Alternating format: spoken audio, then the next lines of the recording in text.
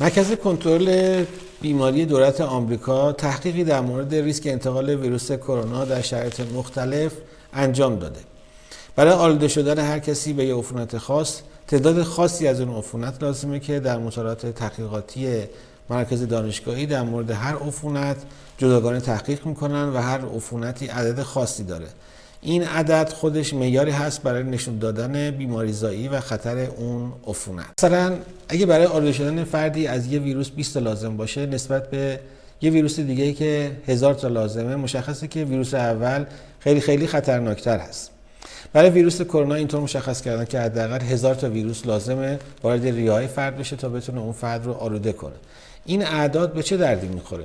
از این اعداد برای مقایسه ریسک سرایت اون عفونت در شرایط مختلف استفاده میکنن. مثلا با عطسه کردن چه تعداد ویروس لازمه، با صحبت کردن چه تعداد. درباره تک تک شرایط صحبت میکنیم و در آخر خودتون میتونید قضاوت کنید که ریسک انتقال در شرایط مختلف چقدر هست و ریسک انتقال ویروس از طریق سطوح چقدره. فرض کنید توی مترو هستین، مترو هم شلوغه و شما کنار یک شخصی وایستادین. حرف هم با هم نمیزنین ولی در فاصله کمی ازش وایستادین. در این شرایط شما ناچارن در معرض تنفس اون فرد هستین. تو این شرایط در هر دقیقه 20 ذره ویروسی وارد ریه های شما میشه. حالا اگه همون فرد با شما صحبت کنه، در هر دقیقه 200 ذره ویروسی وارد بدن شما میشه، یعنی 10 برابر.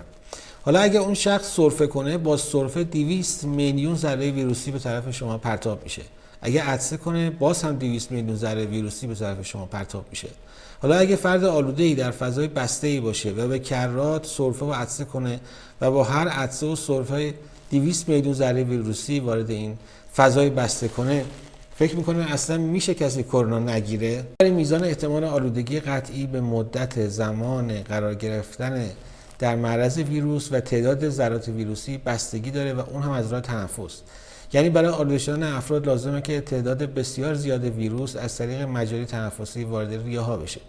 قرار گرفتن در مجاورت کسی با رعایت فاصله 180 سانتی متر بالا اگه زیر 45 دقیقه طول بکشه احتمال خطر سرایت کم هست. یعنی در شرایطی که فقط داره نفس میکشه، صحبت نمیکنه و عطسه و سرفه‌ای هم نداره. در صحبت کردن روبروی دو نفری که ماسک زدن و در مکان بسته و محصوری هم هستن، در صورت محدود کردن زمان گفتگو به کمتر از 4 دقیقه ریسک انتقال کمه. حتی با ماسک هم در مکان محصور و بدون تهویه مناسب بیش از 4 دقیقه صحبت کردن احتمال سرایت وجود داره. اگه شخصی که در حال پیاده روی، دویدن یا دوچرخه سواری و ورزش هست از کنار شما عبور کنه، احتمال سرایت کم هست. نه اینکه شونه به شونه هم راه برن یا شونه به شونه هم ورزش کنند یا در یک خط دوچرخه سواری کنند که در این حالت احتمال سرایت بالا میره. در فضای با تهویه مطبوع با رعایت فاصله و در زمان محدود احتمال سرایت کم میشه.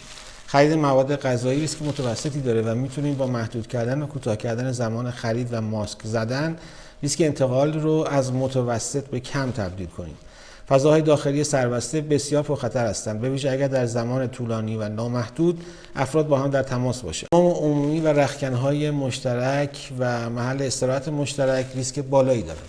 رستوران‌ها در معرض خطر زیاد سرایت قرار دارند که می‌توان این میزان رو به میزان متوسط کاهش داد با نشستن در فضای باز یا رعایت فاصله و صحبت از راه دور. در محل کار و مدارس حتی با رعایت فاصله اجتماعی ریسک بسیار بالایی دارند چون زمان تماس طولانی و نامحدوده. مهمانی‌ها و عروسی‌ها بسیار پرخطر هستند. در تجمعات تجاری و یا در همایش‌ها ریسک بسیار بالایی وجود داره. استادیوم‌ها، کنسرت‌ها و سینماها ریسک بسیار بالایی دارند.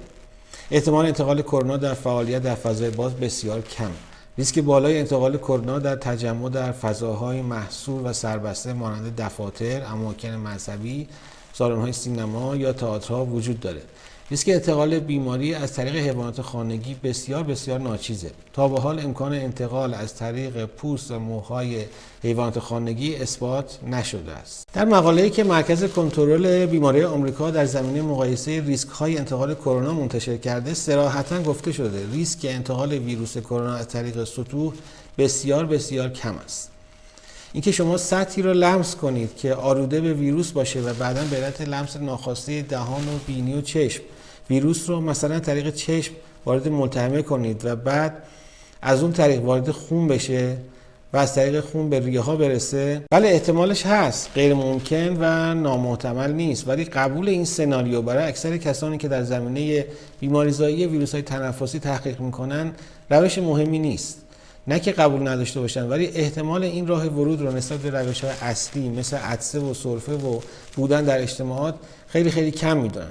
وقتی نظر دو تا اپیدمیولوژیست و بیماریشناس دو مرکز تحقیقاتی رو میخوندم، نظرشون این بود که برای احتمالش هست، مگر اینکه ظرف 1 تا 2 ساعت قبل شخص بیماری اون اطراف بوده، سرفه و عطسه کرده و صدها میلیون ویروس رو مثلا به طرف اون دکمه آسانسور پرتاب کرده.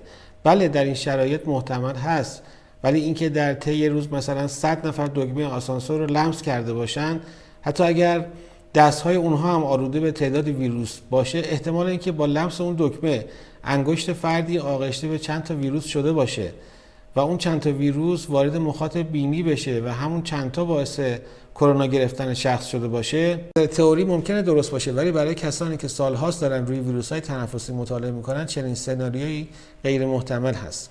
مهمترین روش ورود ویروس به بدن ورود تعداد بسیار زیاد ویروس از طریق تنفس و در مدت زمان حداقل 45 دقیقه در معرض بودن هست. حالا نتیجه چند تحقیقی که تا به حال انجام شده چی بوده؟ یه مطالعه گفته ما متوجه شدیم ویروس تا 3 روز روی بعضی اجسام زنده مونده. یه مطالعه که چینی‌ها انجام دادن گفتن ما متوجه شدیم ویروس تا 2 روز روی دکمه آسانسور زنده مونده. مطالعه در آفریقای جنوبی انجام شده گفته ما متوجه شدیم ویروس میتونه از طریق وسایل پزشکی به افراد دیگه منتقل بشه. شکی نیست که ویروس میتونه روی بعضی اجسام زنده بمونه، اما این سناریوی ورود چند تا ویروس به بینی و دهان و چشم کجا و ورود 200 میلیون ذره ویروسی با هر عدسه فرد بیمار کجا؟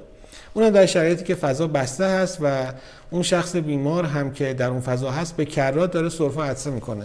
به قول خودمون این کجا و اون کجا؟ منظورم اینه که حفظ فاصله اجتماعی و استفاده از ماسک و دوری از اجتماعات از همه چیز مهمتر هست و ممکنه تمرکز روی ضد عفونی کردن همه چیز خانه و محل کار نه تنها ممکنه مشکلات ایجاد کنه، بلکه باعث بشه به اندازه کافی روی اون عوامل مهم یعنی حفظ فاصله اجتماعی و استفاده از ماسک و دوری از اجتماعات تمرکز نکنیم.